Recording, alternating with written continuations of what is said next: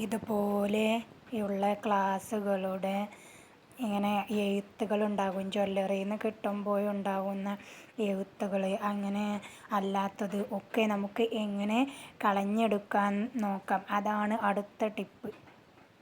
അതിന് ഒരു പാത്രം എടുത്തിട്ടുണ്ട്. അതിലേക്ക് കുറച്ച് വിനാഗിരി ഇതുപോലെ ഒഴിച്ചു കൊടുത്തിട്ടുണ്ട്. ഇനി നമുക്ക് നമ്മളുടെ ക്ലാസ്സുകൾ ഇതിൽ ഇങ്ങനെ മുക്കി വെക്കാം.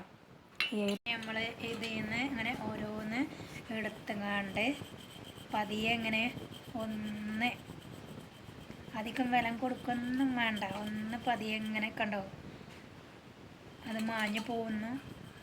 അങ്ങനെ നമുക്ക് ഓരോന്ന് ചെയ്തെടുക്കാം.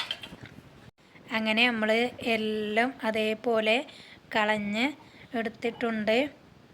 പെട്ടെന്ന് പോയി കിട്ടും. അങ്ങനെ നമ്മൾ എല്ലാം ഒന്ന് കളഞ്ഞ് എടുത്തിട്ടുണ്ട്.